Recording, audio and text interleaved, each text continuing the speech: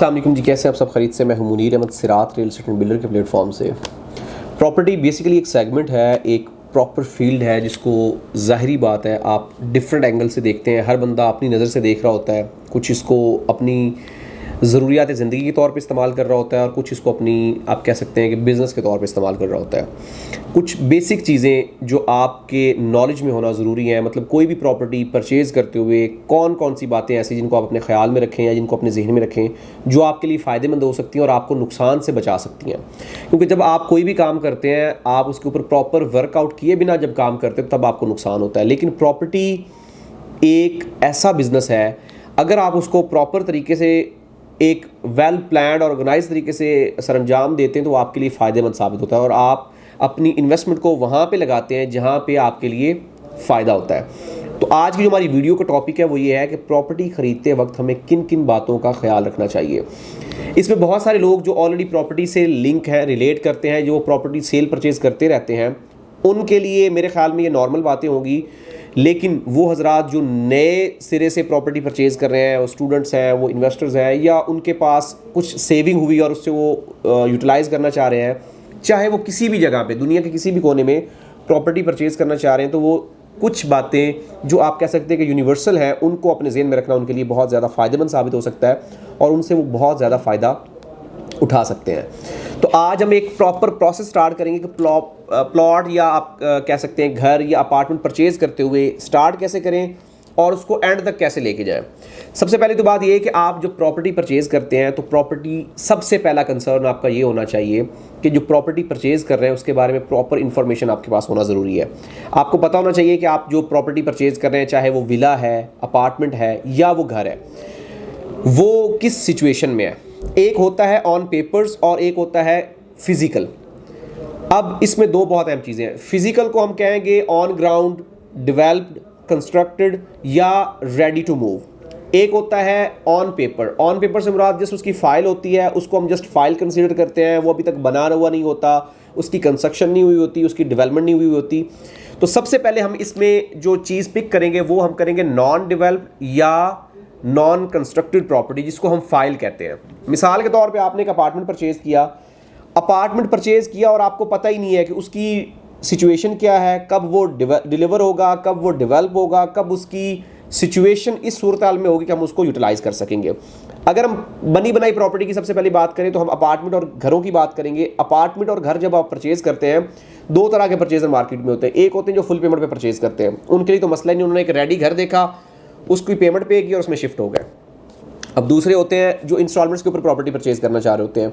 अब उनके जो प्रॉपर्टी परचेज़ करने होते हैं उनके एक तो बहुत सारे कंसर्न होते हैं, क्योंकि इंस्टॉलमेंट्स के ऊपर मैक्सिमम लोग वही जाते हैं जो एक साथ पेमेंट पे नहीं कर सकते।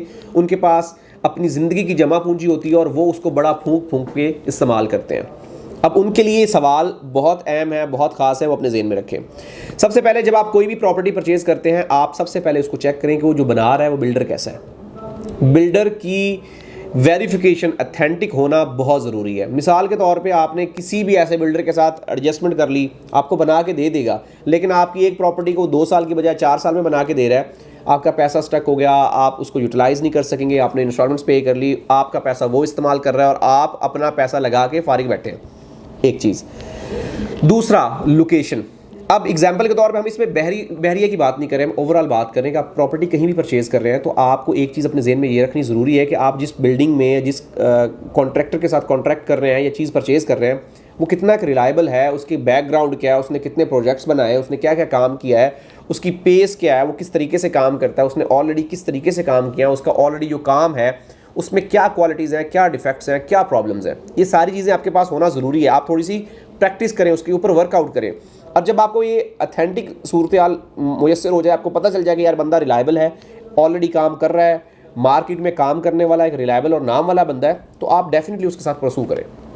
2 रुपये 4 रुपये कम ज़्यादा के चक्कर में आप अपने पैसे को स्टक मत करें। तो सबसे पहले तो अपनी बात ज़हन में ये रखें। दूसरी बात ये कि आप अपनी रिक्वायरमेंट और उसका टाइम फ्रेम को भी मैच करें। मिसाल के तौर पे एक प्रॉपर्टी है वो 2 साल में आपको रेडी होगी, लेकिन आपके पास जो पेमेंट है वो 2 साल में रेडी नहीं होगी। अब वो प्रॉपर्टी तो बहुत अच्छी है, लेकिन आप अपना टाइम और अपने पैसों की एडजस्टमेंट जब नहीं करेंगे तो आपके लिए नुकसानदेह साबित होगा। आपके पास आपकी रिक्वायरमेंट 2 साल की है, प्रॉपर्टी 4 साल में आपको रेडी होकर मिलेगी, तब भी आप परेशान होंगे क्योंकि 2 साल में आपको तो चाहिए, 2 साल के बाद आपको 2 साल रेंट पे रहना पड़ेगा या आपको ख्वारी करनी पड़ेगी। तो ये सारी चीज़ें आपको ज़हन में रखनी पड़ेंगी, फिर आप उसको परसू करें। इसी तरीके से अगर हम प्लॉट की बात करें तो प्लॉट में एक बड़ी बेसिक और एक अहम चीज़ है, वो ये है कि अब अगर आप इंस्टॉलमेंट्स के ऊपर प्रॉपर्टी परचेज कर रहे हैं तो सबसे पहले आपको पता होना चाहिए कि प्रॉपर्टी ये किस सिनेरियो की है। क्योंकि बहरिया में DHA में ये होता है कि आपको फाइल्स मिलती हैं, उसके नंबर अलॉट नहीं होते, उसकी लोकेशन कंफर्म नहीं होती, उसकी बैलेटिंग के बाद पता चलता है कि उसकी लोकेशन क्या आएगी, नंबर क्या होगा, क्या सिनेरियो है। सबसे पहले तो कोशिश करें कि जब आप प्रॉपर्टी परचेज कर रहे हो तो जैसे बुकिंग स्टार्ट हो उसी टाइम परचेज कर लें। लेकिन अगर आप इन बिटवीन परचेज कर रहे हैं तो उस प्रॉपर्टी की सिनेरियो, उस प्रॉपर्टी की सिचुएशन से आप पूरे तौर पे आगाह हों। बाज़ औक़ात होता है कि जो दरमियान में फाइल्स रह जाती हैं वो नॉन बैलेटेड रह जाती हैं, उनको प्लॉट अलॉट नहीं होते, या वो कैंसिल फाइल होती हैं या वो ब्लॉक फाइल होती हैं। इसलिए प्रॉपर वेरिफिकेशन करें कि आप जिस प्रॉपर्टी को परचेज़ कर रहे हैं उसको नंबर लग गया है या नहीं लगा। अगर नंबर नहीं लगा तो क्यों नहीं लगा, और नंबर नहीं लगा तो कितने टाइम में लगेगा, और अगर नंबर लग गया है तो फिर तो कंफर्म हो गया कि इसको नंबर लग गया और इसकी लोकेशन क्या आ रही है।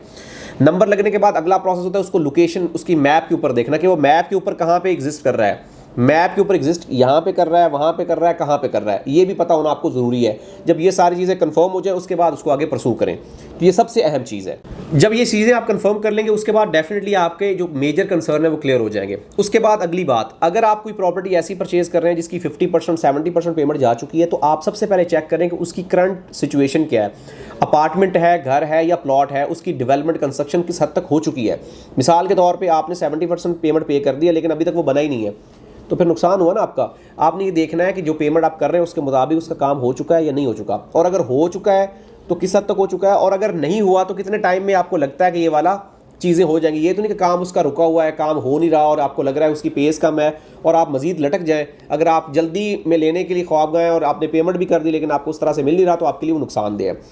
दूसरी बात, सबसे अहम बात, अगर प्लॉट आप डेवलप करके परचेज कर रहे हैं और आपने उसको फिजिकल विजिट नहीं किया तो आपके लिए वो नुकसानदेह साबित हो सकता है। मिसाल के तौर पे प्लॉट सेमी डेवलप्ड है या डेवलप्ड है, उसमें किस तरह से सूरत हाल है। मिसाल के तौर पे आपने डेवलप्ड रेडी फॉर पोजेशन वाला प्लॉट करके परचेज करें लेकिन आगे अभी तक प्लॉट के ऊपर बड़ा टाइम रहता है, तो आप ये बात ध्यान में रखिए, अगर आपको रेडी टू मूव प्लॉट चाहिए तो कभी भी ऐसा प्लॉट परचेज ना करें जिसके ऊपर डेवलपमेंट हो रही हो। आप हमेशा वो प्रॉपर्टी परचेज करें जो डेवलप्ड हो चुकी हो। लेकिन अगर आपके पास टाइम है तो जिसमें डेवलप हो रहा होता है प्लॉट वो भी सिक्योर हो, तो उसमें प्रॉब्लम वाली बात नहीं, वो भी आपके लिए फायदेमंद साबित होता है। लेकिन डेफिनेटली वो आपको सस्ता पड़ जाता है। फायदेमंद इस सूरत हाल में पड़ता है कि जिसमें डेवलपमेंट हो रही होती है, सेमी डेवलप्ड होता है, तो वो आपको कंपैरेटिवली सस्ता मिलता है, और टाइम के साथ जब वो डेवलप हो जाता है तो वो महंगा हो जाता है, इन्वेस्टमेंट के लिए ज़्यादा होता है। या अगर आपने घर बनाने के लिए भी लेना है तो आपके पास 3 साल 4 साल का टाइम है, तो वो आपके लिए फ़ायदेमंद साबित होगा। जब आपने ये देख लिया कि प्लॉट डेवलप्ड है और उसके ऊपर हर चीज़ें कंप्लीट हैं, तो अगला क्वेश्चन जो आपके जेहन में आना चाहिए वो ये होना चाहिए कि ये प्लॉट यहाँ पे एमिनिटीज़, फैसिलिटीज़ और यूटिलिटीज़ कौन कौन सी यहाँ पे अवेलेबल है। मतलब यहाँ पे पानी, बिजली, गैस अवेलेबल है, घर बन चुके हैं, बेसिक नेसेसिटीज़ यहाँ पे आ चुकी हैं, मार्केट्स आ चुकी हैं, शॉपिंग गैलरीज आ चुकी हैं। यहाँ पे क्या क्या फैसिलिटीज़ हैं, अगर हम यहाँ पे घर बनाते हैं तो हमें रिहाइश के लिए क्या क्या चीज़ें मुयस्सर हैं यहाँ पे, तो ये चीज़ें होना ज़रूरी है। ये बात जब आप अपने जेहन में रख लेंगे तो आपके लिए चीज़ें करना आसान हो जाएगा। तो ये एक बहुत अहम चीज़ है, जब आप ये कर लेंगे तो आपके काफ़ी सारे सवालों का जवाब मिल जाएगा। इसके बाद अगला जो आता है वो आता है आपका विद पोजेशन और विदाउट पोजेशन। कोई भी प्रॉपर्टी परचेज करते हैं, अपार्टमेंट करते हैं, विला परचेज करते हैं या आप प्लॉट परचेज करते हैं, जब आप रेडी प्रॉपर्टी परचेज करते हैं, अगर या तो आपको वो विला या अपार्टमेंट चाबी के साथ है तो मतलब उसके सारे चार्जेस जमा है, उसमें आपको हिडन चार्जेस पे नहीं करने पड़े। प्लॉट अगर अलॉटमेंट के साथ है उसका मतलब ये है कि उसमें सारे चार्जेस जमा हो चुके हैं, उसमें कोई हिडन चार्जेस बाकी नहीं है। और अगर उसमें चार्जेस जमा नहीं है तो आप अपने कंसल्टेंट से, अपने एजेंट से ज़रूर पूछें कि इसमें हमें हिडन चार्जेस क्या पे करने हैं। मतलब ईच एंड एवरीथिंग जो हिडन है वो आपने क्लियरली उनसे पूछना है, और पूछने के बाद आपने उससे आगे परसू करना है। तो ये बात अपने ज़हन में रखनी है कि प्रॉपर्टी आपकी ऑल ड्यूज क्लियर है या अभी उसमें कुछ अमाउंट्स हिडन है, ये कंफर्म करना बहुत ज़रूरी। बात औक़ात ये होता है आप पूछते नहीं और बाद में आपको एक ह्यूज अमाउंट पे करना पड़ती है जो आपके नॉलेज में नहीं होती, इन एक्चुअल वो आपके नॉलेज में नहीं होती, और जब आपके नॉलेज में आती है तो आपके लिए एक बड़ी अमाउंट बन जाती है वो। तो ये बात ज़हन में रखें आप अपने। ये सारी सूरत जब आपके नॉलेज में आ जाएगी तो आपके लिए एक प्रॉपर्टी ऐसी आ जाएगी जो आपके मुताबिक है। मैप के ऊपर जब आप उसकी लोकेशन देखेंगे, उसके सराउंडिंग अट्रैक्शंस देखेंगे, उसका एक्चुअल लोकेशन देखेंगे, उसका मास्टर प्लान देखेंगे, उसको ग्राउंड रियलिटी जाके देखेंगे, प्लॉट खड्डे वाला है, प्लॉट लेवल है, प्लॉट की लोकेशन क्या है, उसके सामने क्या आ रहा है, उसके बैक पे क्या आ रहा है, उसके सराउंडिंग क्या चीज़ें आ रही हैं, उसमें अट्रैक्शंस क्या हैं, उसमें जो फैसिलिटीज़ हैं, आपकी जो बेसिक नेसेसिटीज़ मतलब शॉपिंग गैलरीज, मस्जिद, पार्क्स वगैरह वो कितने दूर आ रहे हैं, स्कूल कितना दूर आ रहा है, ये जब सारी चीज़ें आप स्टडी कर लेंगे तो आपके लिए प्रॉपर्टी परचेज करना बहुत आसान हो जाएगा। अब जब ये सारी चीज़ें आपने देख ली, समझ ली, उसके बाद अगला प्रोसेस आता है उसको प्रोसीड करना, कि आप उसको प्रोसीड कैसे करेंगे। मिसाल के तौर पे आपने एक 10 नंबर प्लॉट पसंद कर लिया है, आपको उसकी लोकेशन पसंद आ गई है, अगली बात आती है उसकी प्रॉपर्टी की प्राइस के ऊपर। आपने एक प्राइस फाइनल होगी, म्यूचुअल अंडरस्टैंडिंग से एक प्राइस फिक्स होगी, आपने उसका टोकन पे किया। टोकन पे करने के बाद 10 से 12 दिन के बाद आपकी ट्रांसफ़र का प्रोसेस है। ट्रांसफ़र का जो प्रोसेस है वो नहायत ही आसान और वन विंडो ऑपरेशन है। ये वीडियो मैं एक प्रॉपर डिटेल के साथ बता रहा हूँ कि आप अपनी प्रॉपर्टी सर्च करने से लेके अपने नाम पे ट्रांसफ़र करवाने और उसको यूटिलाइज़ करने तक किन किन मराहिल से गुजरेंगे। जब आपने उसकी अमाउंट पे कर दी, आपने 10% पे करने के बाद एक प्लॉट की अमाउंट आपकी पे हो चुकी है, आपका टाइम डिसाइड हो जाएगा कि 10 दिन के बाद ट्रांसफ़र है, 10 दिन के बाद आप आएंगे बहरिया के ऑफिस के अंदर आना, वहीं पे ट्रांसफ़र फीस जमा होगी, वहाँ पे टैक्स जमा होगा, वहीं पे आपने पेमेंट पे करनी है और वहीं पे ऑन द स्पॉट आपके नाम पे प्रॉपर्टी ट्रांसफ़र होके ऑन द स्पॉट आपको डॉक्यूमेंट्स मिल जाएंगे।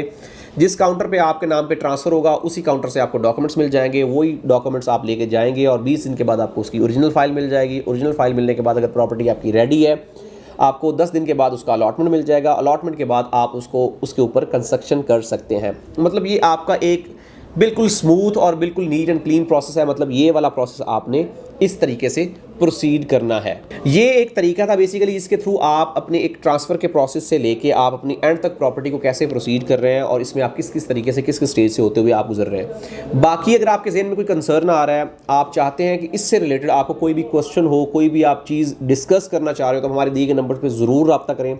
हमारा यूट्यूब चैनल ज़रूर सब्सक्राइब करें ताकि लेटेस्ट न्यूज़ अपडेट्स आप तक पहुँचती रहें। मिलते हैं एक नई वीडियो के साथ। अल्लाह हाफिज़।